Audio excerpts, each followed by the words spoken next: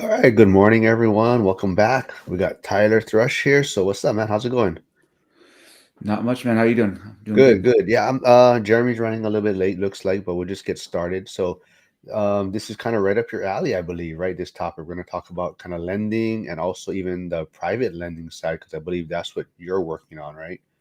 Yeah, absolutely. I've shifted my focus to Morning, mainly private everyone. money Welcome lending. back. We got Tyler. So the shift in the focus just happened, or how long ago was that? Um, a few months ago, I decided to do more of that. I mean, this stuff in Idaho is still going. We still have marketing going, but long term, I just think it makes more sense, considering like my new day job as a mortgage broker. It has a lot of synergy, right? Like I have a processor already, I have origination software, I underwrite deals daily, so all of those things fall in line. And it's a little bit more interesting at this point. I mean, it's like anything you do after a while, sometimes it gets stale. So this has my attention. All right, so we got Jeremy here tuning in. He said there's some they're doing some road work, I guess, in front of his house. So if it gets too Right in noisy, front of my house. If you yeah, hear, if it's too loud, let me know. I we'll deal with it. So I think Jeremy, this is your first time meeting Tyler. Tyler's out in California. He's a uh, firefighter. He's doing lending and private lending now. And then Jeremy's a rock star agent in Pittsburgh, and he's a house hacker. What's up, Um, Jeremy? Nice to meet you. oh, try to say something, Jeremy. I said use well. Okay. No, no, Can you hear me I couldn't hear you at first. We'll get to Troy soon. He's asking Tyler, what are you doing in Idaho, I believe. But Jeremy, let's kind of touch on this also. So, are you private lending to individuals, or I know you've probably borrowed money from private lenders, right? a lot of private money loans for deals, and just recently, within the last year, I started doing some private money out of my retirement account. So I've gotten into it. It's definitely something I like for sure. It's passive, and if you know the business, it's know the business, know the borrower. It's relatively low risk, in my opinion, for the return that you can get compared to the stock market. So definitely a fan of it for sure on both ends. Awesome. Maybe we'll start with from the borrower side. So, Tyler, is that how you also got into private? You borrowed money from private lenders too. So, what has been your experience from the borrowing side of it? I love it. I mean, I've never had to use like institutional money for any of my deals. It's always been private money. The first deal I ever did was actually somebody that I was a friend with, and I was like, "Hey, I got this deal, but I don't have any money." He's like, "Yeah, you do. I got money for you." And so that was he. What did he? I think he lent it to me at 12% and 2 points. And like everybody always thinks, "Oh my gosh, that's so expensive," but the deal penciled out at those numbers, and it was super easy compared to the other requirements that you have when you're going through like a conventional lender, or even if there's like like a not I guess like a Kiavi or a Lima one, there is just way less hoops to jump through. And since that point, it's always been that way where whoever my lenders are, it's as easy as a text message or an email. Hey, I have this deal.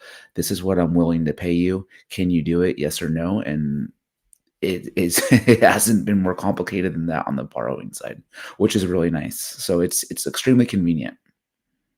So, for you, Jeremy, has that been your experience also from the borrowing side from private lending? It almost becomes preferred over conventional lending, at least on the initial purchase of the property. It's just easier. You can be more competitive with the offer you're making. Super simple. So outside of the house hacks, like everything since I started learning about private money has basically been private money. I haven't really done too many straight purchases with conventional loans from the get go that were just pure investment purchases. So it's once you figure it out, it's kind of the go to, I would say, after that point, in my opinion. So, Tyler, how would you maybe advise someone who wants to look for private money? How do they reach out to someone, or how do they build that relationship, or where do they start, I guess? Um, Good question. I mean, as far as looking for private money lenders, I would say maybe look at first, like anything, like any book's going to tell you your circle of influence. Like, who do you know that maybe has some 401k money that's sitting around, private, self directed IRAs? anything like that. And the biggest thing for me is I should go back and say I've never asked anybody for money. I just continuously tell people what I do, and then people offered that money up to me. I'm almost 100% positive I've never said like, "Hey, do you have any money I could borrow?" It's people know that I like to flip and wholesale, and they have offered that money to me. So I would say always be talking about what you're doing when you're posting your deals on Instagram or any kind of social media. People are going to have interest and they're going to reach out, because a lot of people think they want to flip, think they want to wholesale, and then when it comes down to it, they really don't want to do all that work. Like Jeremy mentioned, it's a little bit more passive, right? So if they see this opportunity, and maybe it's something as you initially have a conversation talking about flipping things like that, and they realize, oh, I don't really want to do that, but I do want to make money, or I do want to partner up with you, they can still share in that sexy side, right? Of, oh, I'm part of this flip or this wholesale, without having to do that work. So I would just say always be talking about what you're doing, post your deals. If people have questions, engage conversations, and then number one rule: if you borrow somebody's money, make sure you pay it back, and make sure you pay it back on time. And the lender should never, when I'm on the borrower side, the lender should never take the loss. And I've had a deal that we ended up funding it, but before we recorded, I had an attorney reach out to me, and they said, "Hey, if you record this deal, we're going to come after you," for no reason other than to be a pain in my butt. So I said, oh, I weighed out the risks, and I'm like, you know what? I don't want to have this money tied up. That's not my own money. If I record it and fight through everything, but the loan had funded. So I did pay the lender their origination points, because the money did go into the escrow account. And after that, it was like, they saw what happened, saw what I did, and it was never an issue getting money from them again. So Jeremy, before you get into maybe how you can find private lenders or how to reach out to them, I just want to remind everyone. So like Tyler's touching on, tell everyone what you're doing and show them what you're doing out there, so that maybe people will reach out to you.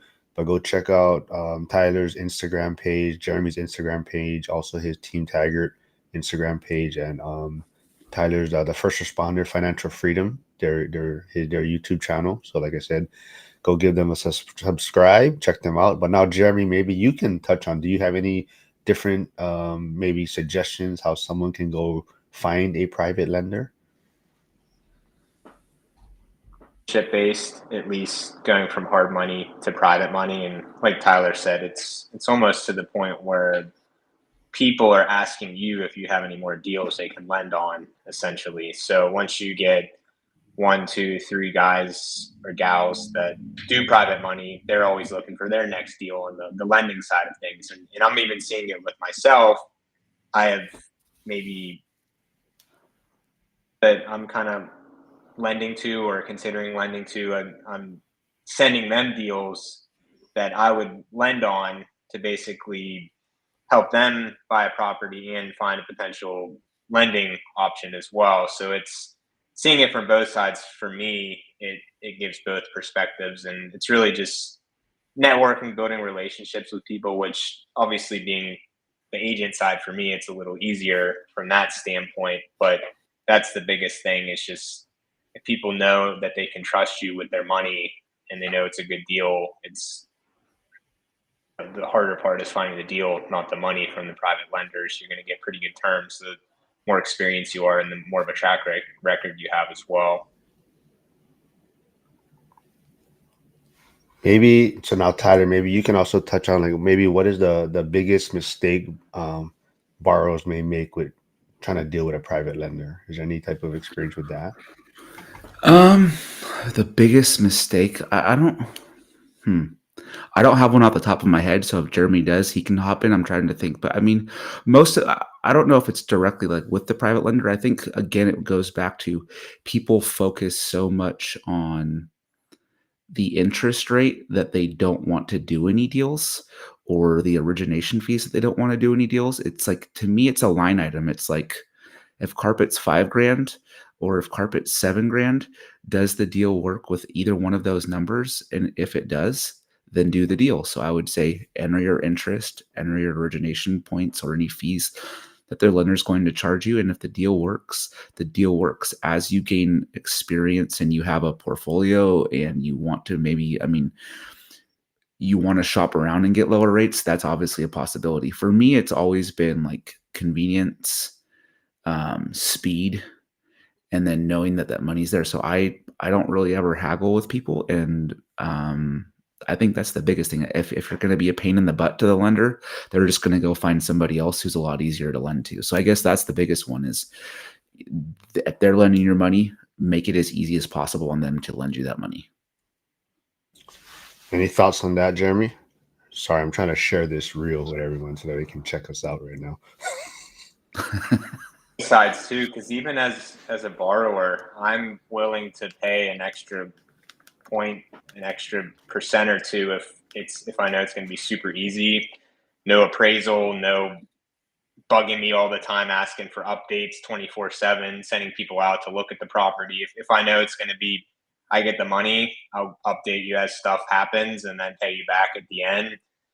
At this point for me, it might be worth an extra little bit to pay them for the ease of that. So I think it just depends on the stage you're at too. But even on the lender side, same thing. Like Tyler said, if the borrower is going to make it easier on me, I want it to be passive. That's the reason I'm doing it over a flip myself. I'm factoring that in as well, to the point where I might give somebody a higher percentage LTV on the loan, or maybe lower the point or two if I know they're, say, considering me and another person. If I know they're an easy borrower, then I'd be glad to kind of give them a little better terms than, say, a newbie that's somebody that's just on their first property. So it's on both sides. I think you can with that as far as if they're easier to work with or not. Has one of you ever regretted borrowing money for a deal from a private money lender? No? No, I've regretted using my own cash on a deal. True, yeah. I would say the other side of the coin there. I think you get lazier that way. Like I've always realized, like I think we were talking about this before, Mark. Like if I have a couple of deals going, and one of them is a deal that I paid all of my own cash for whatever reason, you think that that deal would take top priority, but it always goes like to the back of the list for me. And I'm worried about focusing on the deals that I have private money on to make sure that they get paid first. Yeah, like I can think honestly, most of the deals that I've paid my own cash for usually take the longest and get the least attention, which is kind of a, like I said, you think it would be the other way around. And see with those ones. What about any red flags you've seen in private lending in terms of like maybe a borrower may miss with who they're working with or anything? Any red flags you guys look out for? Like as far as a borrower going to a private money lender, what they should look out for? Yeah. I don't know. I would always do due diligence, right? Like on both sides, who are you getting into business with? Do they have good reviews? Are there people that refer you to them? I would think maybe like upfront fees. If they're charging like a large upfront fee and it seems a little suspect. Obviously, like there's certain people that are going to pay like an underwriting fee, like a $5.95 underwriting fee or an inspection fee, something like that. But outside of that, yeah, I would be wary. And fraud's everywhere. So I mean, I would always say on both sides, right? People think that it's not, but I mean it is. So I would always do my due diligence, especially when you're wiring large sums of money. I would make sure that the person's legit. Anything, if it's too good to be true, a lot of times there's a catch. I think with what we've seen on the agent side with some of our clients that use hard money lenders that we've never worked with, where we've seen issues, is a lot of times they won't even end up funding the deal.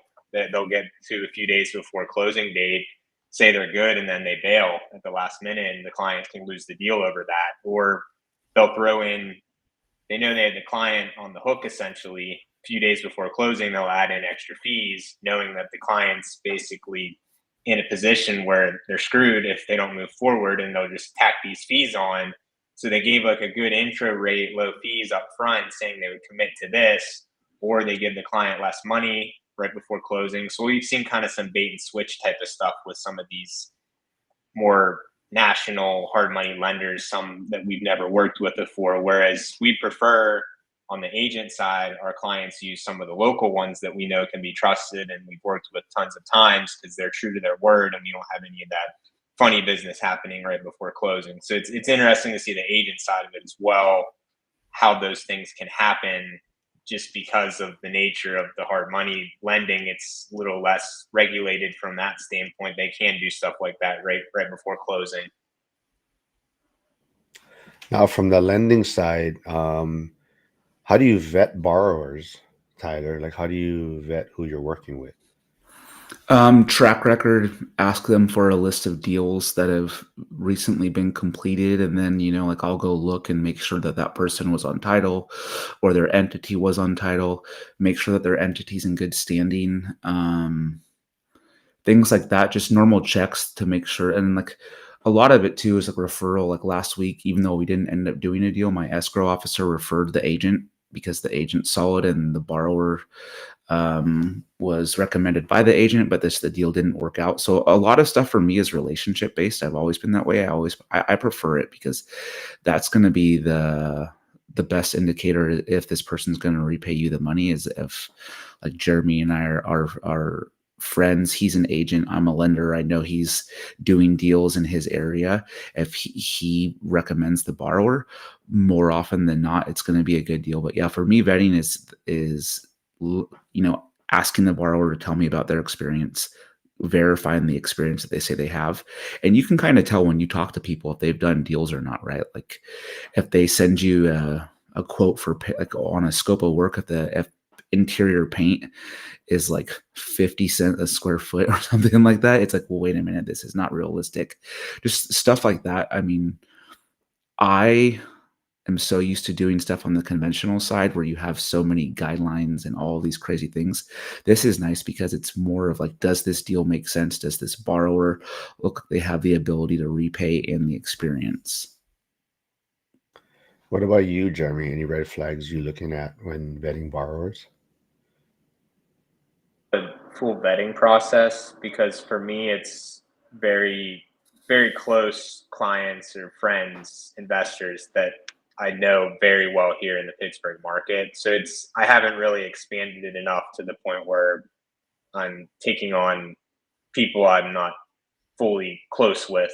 So it's a little more laid back from that standpoint for me, to the point where I don't really have to vet them because I've worked with them. I've helped them buy properties before. I know them well. I know the property itself because I'm probably selling it to them or one of the people on my team. So it's, for me, at least at this stage, it's very, because I know I don't really need to go too far into it, just knowing the people that I'm lending to at this point. So it sounds like both of you have had great experiences from the borrowing side from private money lending. Have you guys had any bad experiences from the lending side of it to anyone?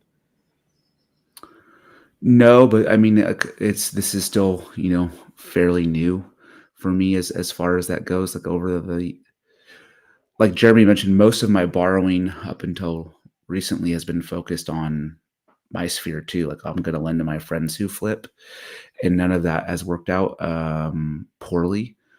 But like anything, I'm sure it's going to happen. I'm sure default's going to happen. I'm actually going to a class this week on how to manage default because I'd rather know exactly how to handle it before I ever need to use it, and as opposed to have somebody go into default and then try to figure it out from that point. All right, Joe V is tuning in. So Tyler, would you let Joe V borrow money from you? No, Would you police lend money officers to don't him? repay. Jeremy, maybe so you can maybe touch on if you've had any bad experiences lending money, and then maybe you can answer Flavio's question. What is the minimum prepay penalty payment if you have one? Experiences thus far, I don't really enforce penalties on mine personally right now, just because it is just close clients and friends that I'm lending to. So it's, as long as I'm getting my interest gets paid back, I'm fine with it type of deal. Whereas if I was lending to maybe higher risk people, from my my point of view, then I would potentially throw in penalties. Say if they didn't pay it within 12 months, add extra fees on top of that to make sure it gets paid, or if it's paid late, extra at closing type of deal, or increase the interest rate type of thing. But at least for now, I'm probably going to keep it pretty close as far as who I'm lending to, so I won't really implement penalties like that, so to speak. So Jeremy, so pretty much who you're lending to is people doing deals in the Pittsburgh market in a sense. And then Tyler, for you, are you lending in markets only you're investing in also, or are you kind of to people you may lend to, are they in different markets that you're not really involved in?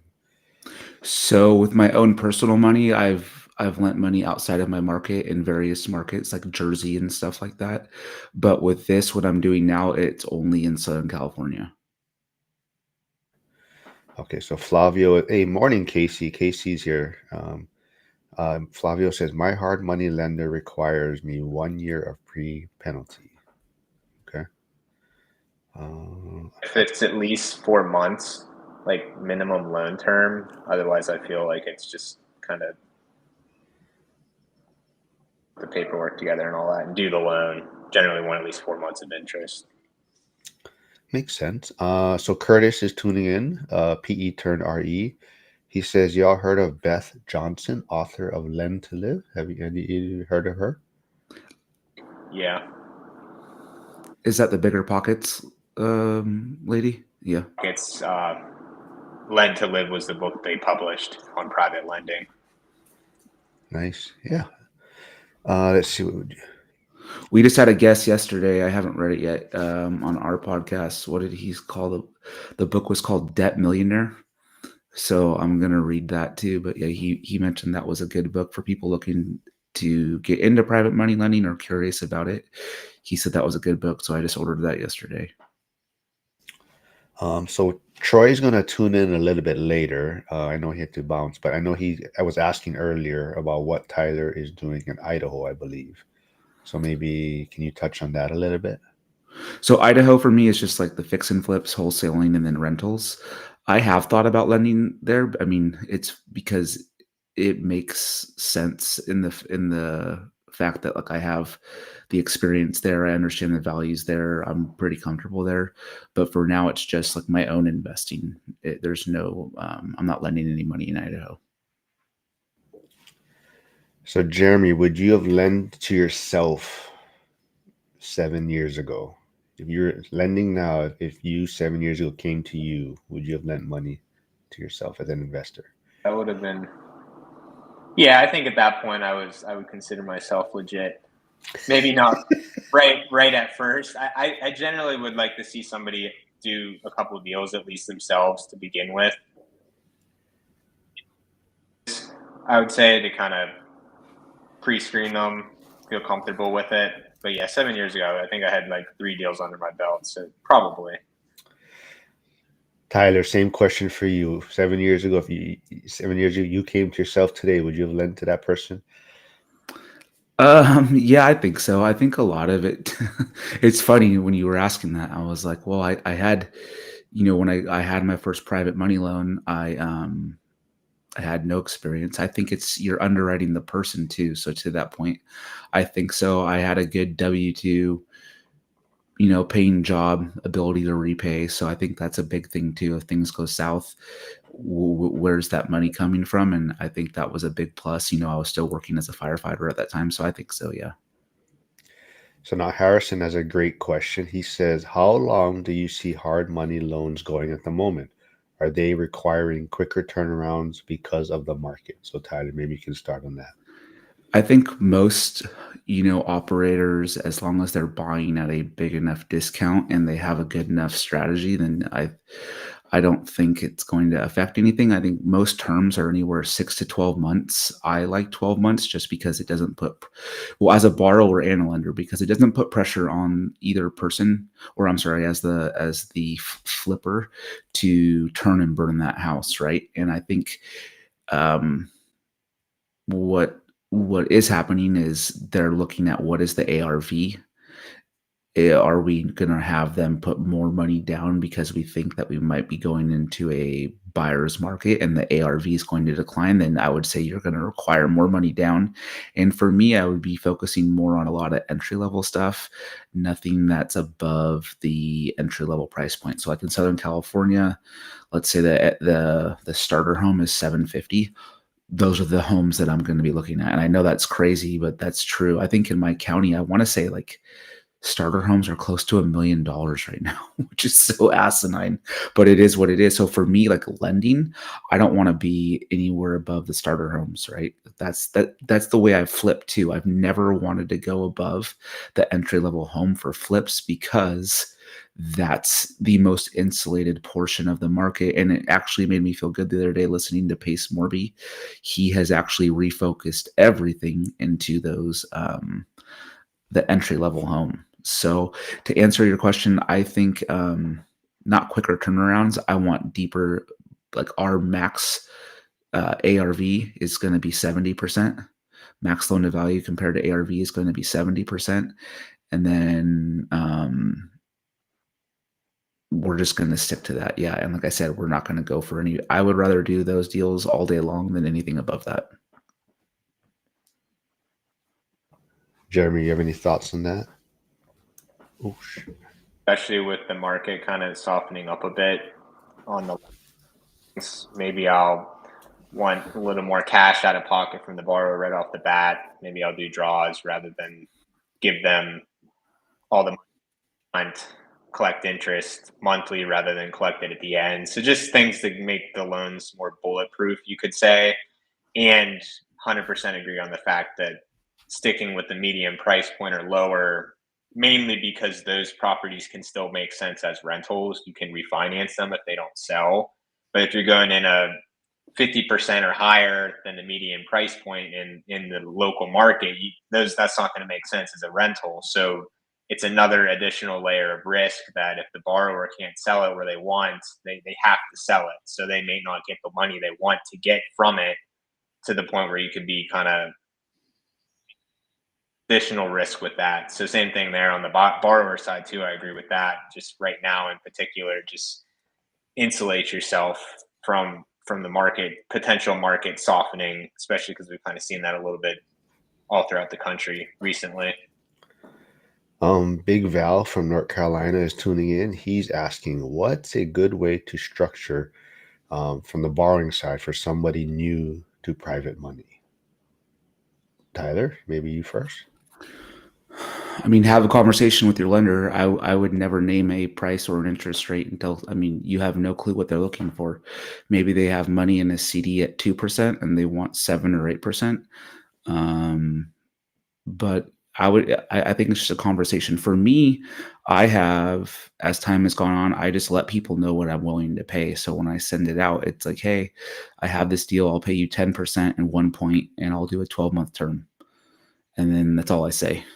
And like I said, it's usually text or email. But as far as structuring it, without a track record, it's hard to ask for all payments deferred until close. But I like doing that now for sure. I don't like making payments until the deal closes, especially if well, now I'm not, but like when you're doing a bunch of deals at one time, that eats into your monthly cash flow pretty quickly, right? Like if you're doing 5 or 6 deals at once, those monthly interest payments are going to add up. So I would ask at that point, I would ask for no payments, but you have to have a track record to prove it. And then, I've gone up to 100% of my purchase price when I'm borrowing, but those are buying deals at 50 cents on the dollar. I think if you're starting to go up, see if you can get 90% loan to cost, and those are just a couple things that I would do. Thoughts on that, Jeremy? And then maybe you can add in, have you ever had to restructure mid-deal at any point?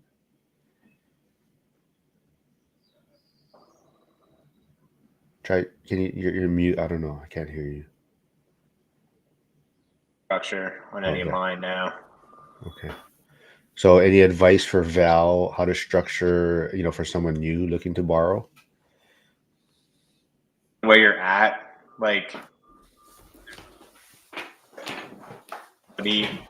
a lot of lenders, some of them will want 10 to 20% down of the purchase price. Some will lend 100%. From a borrower standpoint, if you could get the least amount of money out of your pocket, you can delay interest payments till closing, delay the points till closing. That's an ideal scenario, especially if you don't have a ton of liquidity when you're kind of first starting. I think it's maybe a little more important to minimize your out-of-pocket costs if you can. It's going to depend on the lender as well, though, too. Whereas, like, if you are more well capitalized, you might just focus more on simplicity or just things at the end as well. So it kind of depends on your personal situation as far as the borrower side and just how easy it is too. And on the lender side, it's same.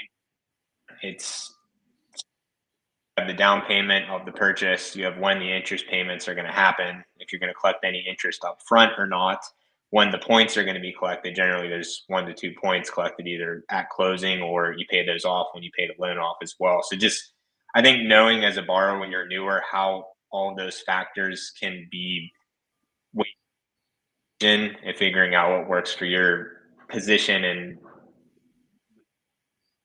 where you're at as far as how you want to try to set it up for yourself. Tyler, so Flavio's asking, do you get your deals from wholesalers?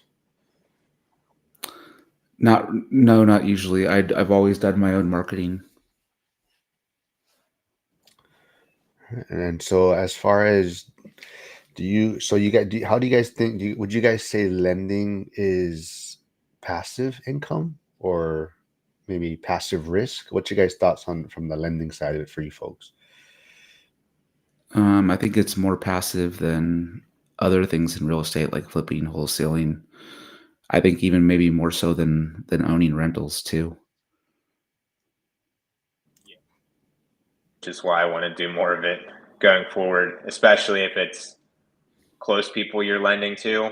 You can do that you would probably have to put more work into if it was somebody that you weren't and had to do more underwriting or be more strict with things. So you can get it to the point where it's just close borrowers. It can be very passive. Just do the paperwork up front and then the payoff at the end, and you're good to go. Hold on there. Oh, what's up, Kenny? Thanks for stopping by. I guess Jen is probably in the Lady of ORAT's call right now, so you're finding something to do. So thanks for stopping by. But but I'm gonna have maybe Tyler. This is slightly off topic, but I think Steven might still be here. So I don't want Jeremy to answer it because Jeremy's probably going to be a little biased. But Tyler, so there's Steven is new to the school community. He is in Canada. He's looking to invest in Pittsburgh. But here's his question for the group. Am I moving too fast? First time investor. I've been studying the market for 14 days, narrowed down 3 neighborhoods, taking advice on networking with different agents. He's networked with 5 of them, different investors. I found a property that fits my goals, cash flow in a good neighborhood and low risk, almost rent ready. Home just needs a very small cosmetic needs. The numbers fit my needs, even at the most conservative number. Should I sit it out for the property and just watch it or pull the trigger? So do you think he's moving too fast, or what would maybe you advise this individual? He's moving too fast because it's only been 14 days. I don't think so. Everybody has their own speed, right? Like if you're confident in the numbers, if the numbers make sense, and if the worst case scenario also makes sense, then I would say pull the trigger. I always told guys, if you can cover your rent with 1 overtime shift, and that's the worst thing that you have to do for a year until you sell it, then yeah, I would do it. And that's obviously dealing with firemen. I would say, like, on the flip side of that, I have a buddy that I was in the tower with, didn't buy anything forever, and then he bought 8 properties in like 1 year, and I was like, what the hell are you doing? Not because I don't think he's capable of paying it off, but it was like, you haven't proven the market.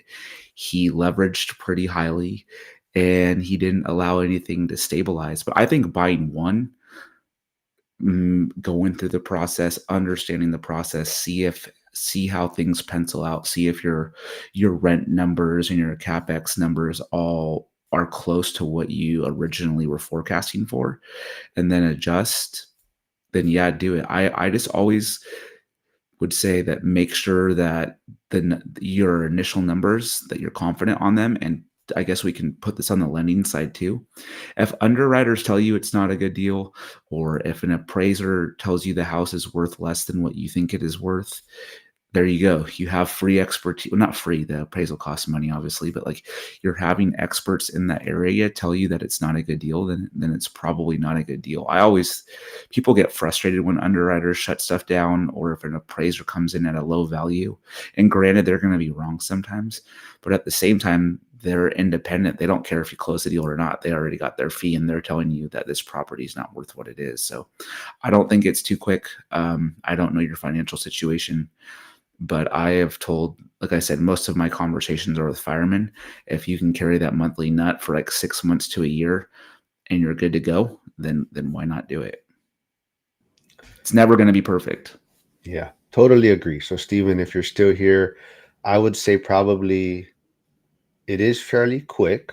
However, I'd also say I think you have the resources around you to help you navigate it. And that's where you're going to learn a lot. So even like to Tyler's point, I would even consider, going through the process, whether it's getting that inspection report, even so that way you can look at the report now and your money's on the line, right? So you can actually kind of see how you feel about it, how comfortable you are with it, and that process of everything. And maybe there's something that you can walk away from the deal from after, it's not to your liking. But even going through the financing process of it, seeing what the lender's going to require from you. But I definitely feel, Stephen, I mean, maybe if you were in a market that you didn't have any resources, you're jumping in and you didn't know other investors, you didn't know the agents and whatnot, and definitely, yeah, you're probably moving, very quickly. But I think since you're doing it in Pittsburgh, me, Mikey's there, we got resources like Jeremy, Liam, Omar, whatnot. So I think, that's going to help out quite a bit too. So hopefully that kind of gives you a better idea on what my take would be on it. Flavio is saying, my lender is selling his portfolio to become a full-time lender. Yeah, I think for some people, like I think those that follow like Dion Financial Talk, like his end goal, right, is his plan is probably he's gonna seller finance all his things to a younger investor at some point, right, when he gets towards the later phases, and just basically take that cash flow or monthly paycheck, right, and get rid of all the headaches in a sense. So yeah, as long as you have an end game and a plan, that's definitely part of it. Let's see. What about lending to a family member? What's your guys' thoughts on that? Tyler? Oh, you're that was quick. All right, I guess we're No, I mean, not just Don't why rent to risk me, it. James. Yeah. that was like the quickest responses ever. Steven. Or renting to family members too. It's Huh? just So Steven said thanks. Yeah, so Steven is still here, so he said extremely helpful. Okay. Let's see. What's more important, collateral or character, when you guys are private money lending? Jeremy, thoughts on that? I would probably weigh the borrower a little more than the property. If I know they're good for it, I'm not quite as concerned, but obviously the property is important as well. You think it was a good deal to the isn't an issue. It's more so just the borrower, in my opinion. I agree 100%. I mean, character is going to count if that deal doesn't start to go well, right? Like That's the why you're not collateral. going to lend to Joe V, right? Yep, police officers. I actually was thinking about this. So when I was formalizing a lot of it and like thinking about, okay, what's my plan of attack? I'm like, well, first responders are good for that reason. They usually have very stable, predictable income. They've already had to well, this is going to sound bad because nobody's perfect, but they've had to pass a background test at one time. So, I mean, I think there's a lot of things in there too that lend, on paper, most first responders are a little like they've already been vetted, so they are trustworthy. So yeah, character counts for me. Joe, I'll lend you money anytime. 15% and 5 points. It's a special deal. He's probably not. He just probably tuned in to support, because if not, he'd be talking a lot more shit probably. So he's probably not Okay. even here right now. But let's see what else. Well, maybe I'll put you on the spot then, Jeremy. So Steven Steven is here. Steven is working with you. Would you think he's moving a little? Oh, Joe is here. Hold on, we'll get to that after. Would you say Steven maybe is moving too quickly, or how would you advise him? I think the important thing is your personal financial position. If that's rock solid, then I don't think you can necessarily move too quickly if you know you're getting a good and you can trust the advice, the people that are advising you. That's probably the second most important thing I would say, because that can change things up. But other than that, I mean, it's really just a matter of when you would find a deal that is actually good, that meets your goals. I would say that you can't really say it's too quick if it is kind of fits all the bills. But yeah, personal financial position, and then worthy people to give you the information you need to have outside of the deal itself. Obviously, you don't want to be something that meets your goals and actually is a good deal. That's what I usually tell clients. Yeah, great advice. Jovi says, let's be honest. Tyler jokes, but if I wanted a loan, he'd be the first to offer. He's a great guy like that. Um, hey, what's up? The other Steven is here. So what's up, man? He's in Pittsburgh also. He moved from Orlando. He's doing a house hack in the Pittsburgh area. Flavio's asking Tyler, I believe, what area of California you investing? Most of California is investing here in Washington. So you don't invest in California, right? I do not. No. I lend in Southern California, but yeah, my investing has been in Idaho and Texas. A lot more landlord friendly states. So Flavio's, he's possibly looking for a different market. He's in Grandview, Washington, and he's thinking that he's getting priced out over there. So he's always pondering the idea of looking somewhere else to deploy his money. That's why, Um, speaking of bigger pockets with that lady, there was a post a long time ago. It's kind of funny. I think whoever posted it, maybe it was a CPA, but you can go to each city that you're looking at and they have something called a CAFR, Certified Annual Financial Report. And you can basically get this document that cities have to pay a lot of money for, that forecasts like their growth for the next few years, all their financials, their debt position, all of those things. So like when I went to Boise, I looked at that. It looks solid. You can kind of see where the growth was headed. And that's what helped make my decision. But yeah, I agree. That's why so where I live, like I said, in Southern California, houses are, like I live in a tract home that's over $1 million. It's ridiculous, right? I didn't pay that for it, but that's where everything is. That will never make sense in investing, in my opinion, as a rental community. It does not. So I looked where can I compete, and then where can I afford, again, should things go wrong. So I don't want to have a $4,000 mortgage if my tenant's not paying the rent. $800, $700, maybe up to $1,000 a month. That was a lot more palatable for me. And when I was investing in Boise starting in 2017, I was buying houses for 80 grand. So that was a lot more like in my wheelhouse at that time. Still is. I still would not pay $1 million for a rental property. yeah. It's crazy.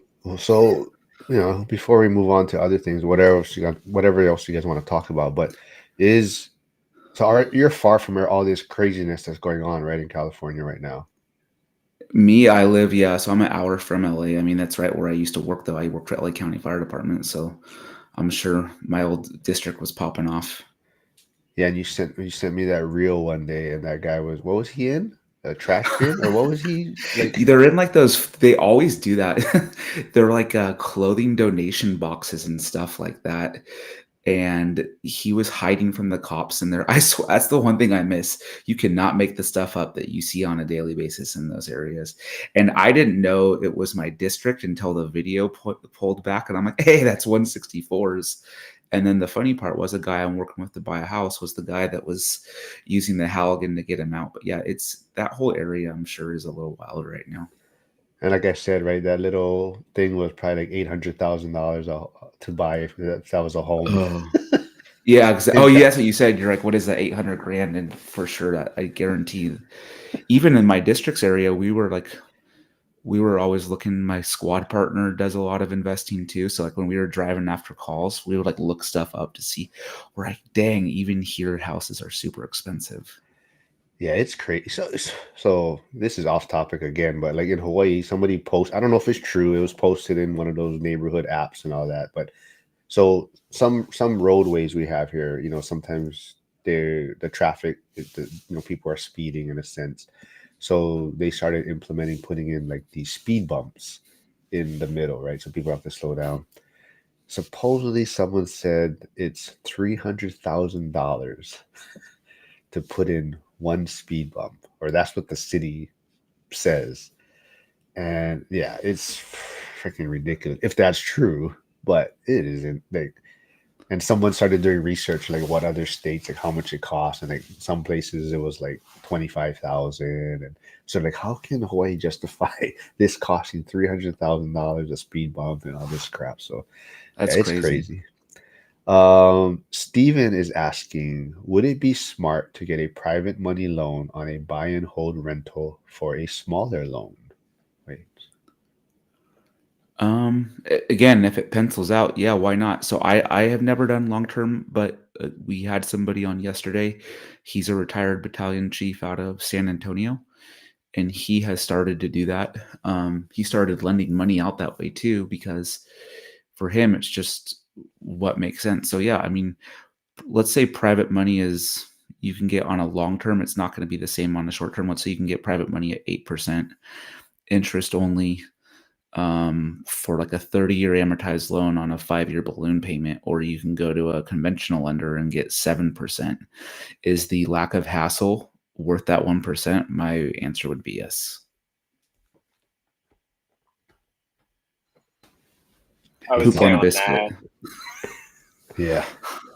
on that, generally, it depends if it's a fixer upper or not. Like if it's just a buy and hold turnkey, probably makes sense just to go standard loan from the get go, unless, like Tyler said, there's an instance where perhaps the private money has just as good terms as the conventional standard loan.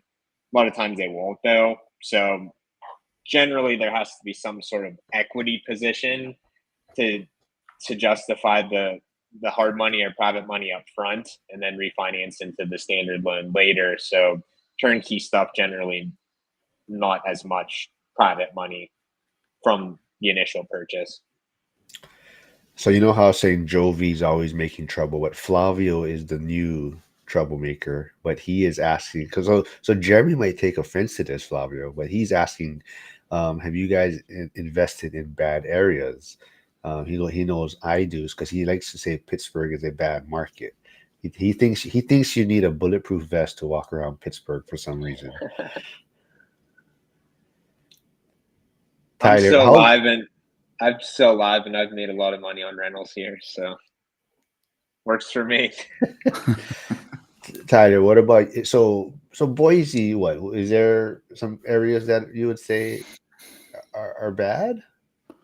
I mean, not compared to like what I'm used to from work. No, not even close.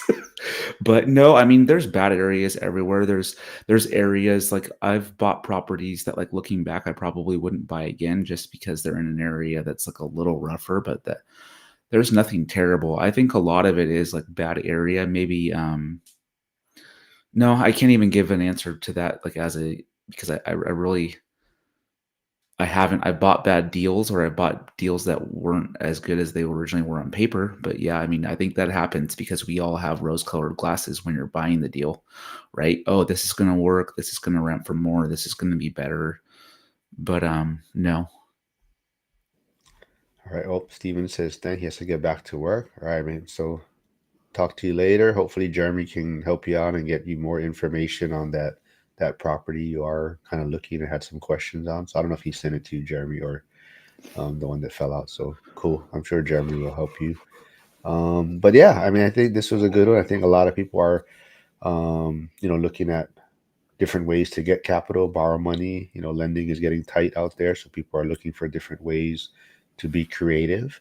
I guess another thing I want to touch on, and maybe I was wrong to tell Steven this. I don't know. Maybe you guys can give your 2 cents on it. But I also kind of told him that in the beginning, you kind of somewhat have to lower your expectations. I know maybe you're looking for these neighborhoods that fit out, check off all the boxes that you're looking for and whatnot. But in the beginning, maybe depending on what your financial situation looks like and how much you have for reserves and down payment, sometimes that expectation has to be lowered slightly. Even the area, you might have to go outside a little bit further than you may want to go from the city and whatnot.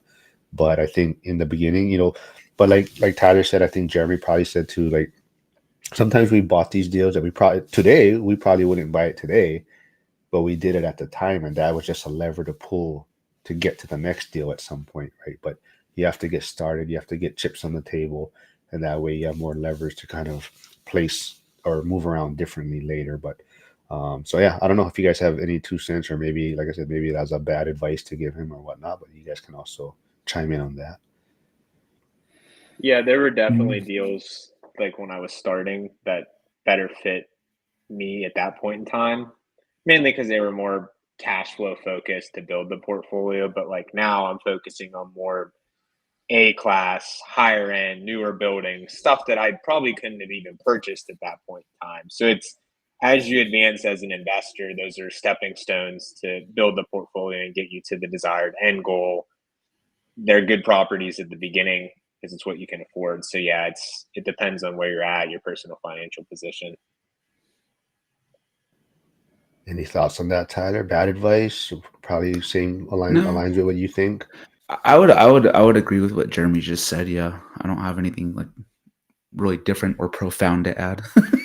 Cool. Yeah. Anything else you guys want to talk about? Any I I'm don't know. curious. So you guys mentioned softening, and like where I'm at in SoCal, inventory is going up, but I don't see like a ton of softening. Inventory levels, I know they're increasing across the country, but I have not done a deep dive yet. But like, are we post pandemic? They've been at historically low levels. Do we think we're going to return to a declining market, a flat market? Because in SoCal right now, like I said, I'm really not seeing it yet. Not that it won't Same happen. same thing here. Inventory's going up. It's not decline territory yet. I think some of the more frothy markets are decline at this Like point, Florida. but yeah, Florida, some parts of Texas, the Gulf, a little bit out west. But yeah, I think I wouldn't be surprised if by the end of the year we do hit pre-pandemic levels as a national aggregate. Like some of the more tighter markets are probably going to stay tight, but I think it's going to be more so flat to the point where most markets are probably going to turn into what I would consider buyers markets compared to sellers markets, except for maybe like very up in the Northeast. Those ones are still pretty tight. But outside of that, I think softening by meaning not a full on crash unless you're in some specific areas, but flat or maybe even slightly negative in a lot of markets is kind of what if I had to predict how it would end up. So nothing crazy, but definitely more favorable towards the buyers than it has been in a while. Yeah, definitely agree. I think, even in just looking at the Pittsburgh area, yeah, inventory's building, things are sitting longer, but same thing. I think if it's priced correctly, it's still It still moving. goes quick. Yeah, it there's Multiple things that are, offers. yeah. Yeah. So Yeah, that's what I'm hearing here too. So it's always interesting. I think bad pricing is going to be exposed more Yeah. now so than ever. Yeah. And you're seeing that gap widen. Like, we're still seeing people list properties for way higher than they actually will sell for, and they're sitting. Whereas if they are priced properly right away, they're going quickly. So there's not as much middle ground. There's just kind of either one or the other. It seems like lately, and the market has kind of created that, you could say. You want to say morning, JLD Systems. Thanks for tuning in. Yeah, I mean Hawaii is just kind of a very unique. It's a little different. Inventory is always tight. Definitely inventory. It is building. Things are definitely sitting on the market a lot longer, but people are still buying stuff. But Do you think? I think too that's partially a function of rates. I saw Joe's comment too. I'm very interested. So today CPI came out a little bit better than expected. And let me see here. I'm thinking every time I've seen rates drop this year, just a tiny bit, activity just pops off.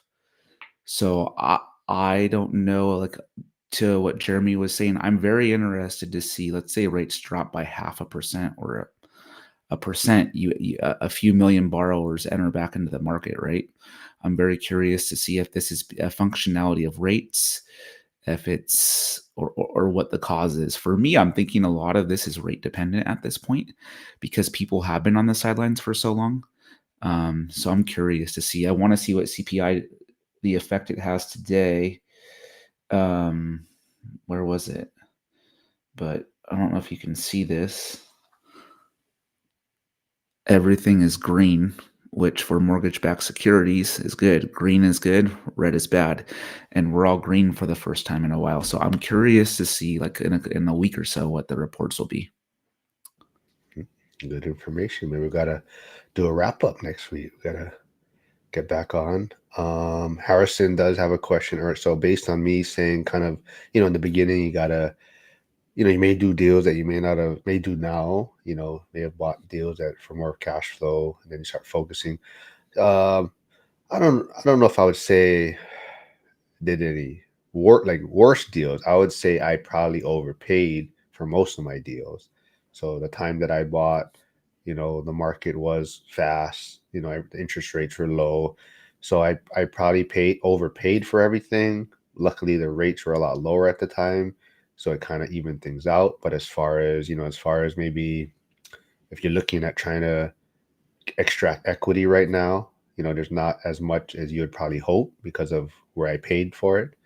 But now, for me, my next moves will probably be start getting out of a lot of those that were more cash flow, start 1031ing a lot of those into newer or better properties, more through the experience that I've picked up also over, whatever the 5 years now. So kind of getting out of those, getting into better properties. And, at the time when I purchased back then, so they had the prepayment penalty on my loans. But now Pennsylvania, there's kind of that gray area. There's I think it's like 250K. We talked about it, but you cannot have prepayment penalties on the loans anymore in Pennsylvania. So now that's something different. And that's why the rates are slightly higher for the loans because you cannot have that prepayment penalty.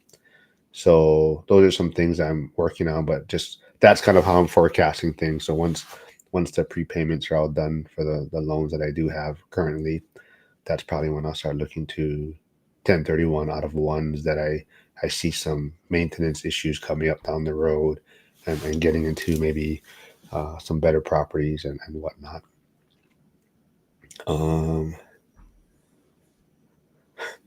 What I like those firefighters. So I don't know, Jeremy, you can be a firefighter for the day, but uh, there's no posing here. Well, maybe they're just saying the ones The that calendars. pose. Yeah.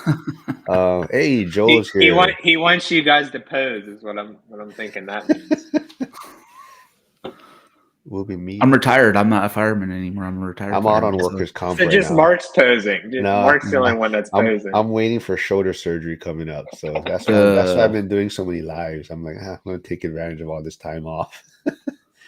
But Jack is here. Jack is from X. He also has a podcast going on. I know he's been I know he's buying more land. I don't know how he's been doing on that front. I know he was trying to get out of the maybe rental sides. I think maybe from a headache tenant standpoint. So I think he was trying to liquidate his rental portfolio and focus more on buying land and whatnot. But yeah, Joel Farrow's here. Lending for entrepreneurs. I'll put his channel in the chat. He has another YouTube channel he's working on, so go subscribe to that. Let's see. Flavio says 10 years ago, everybody were happy in the 5 or 6%. Yeah, yeah. So I'm sure Jeremy has some really low ones, but all of my investor ones are in the 4s right now. So all the ones that I have are in the 4s. I think I got like 7 of them that are like 3% locked up. Let's see. Here is Joel Farrow's Lending for Entrepreneurs YouTube channel. So go check him out. Please subscribe. He's trying to build that channel now. He also has a podcast. He's kind of slowed down on that side of things. But yeah, Joe says sorry he's late because he's always late for the lives. He pops in right when we're starting. But yeah, I don't know. Anything else you guys want to, any more stuff? Talk about what you're working on. Like I said, I'll put your guys' channel if anyone is looking to reach out to you guys for maybe private money lending or advice on it, or how you guys can help them. But where is Tyler's stuff? Hold on. Where the heck did Tyler's one go? Oh, there it is. Sorry. Here's Tyler's Instagram page. And you can go check out the First Responder Financial Freedom on Instagram. And then Jeremy has his Taggart and whatnot. So yeah, Jeremy's helping a lot of people in Pittsburgh. A lot of people love working with him. Him and Liam. So go reach out to them to help you guys out. Like I said, Steven's probably gonna. Hopefully, Jeremy can get some information to figure out why that property just fell out, or it looked like it went contingent and then put back on the market. So Jeremy can. You're seeing a lot of that recently. I think like skittish buyers a lot of times too. Once the market kind of starts to get a little softer, people get in their head a bit more. It seems like. Yeah, I think a lot of that too is just how the world is going right now, or the economy. There's so much uncertainty, and people get in it, and then like you're saying, right, maybe something comes up and they say, they got cold feet and whatnot. So I think there's definitely a lot of opportunities out there right now. So people that have been investing for a while, I think there's going to be a lot of opportunities to take advantage of in the next year or so. So keep doing the work. If you're running out of capital, reach out to like Tyler, Jeremy, see if they can help you, see if they can lend you some money. Joe V might reach out to Tyler right after this. California only, Joe. See if these guys can help you and get some deals done. And if you're looking for properties or need an agent, also go reach out to Jeremy if you want more information on Pittsburgh. But yeah, thanks for doing this, fellas, and we'll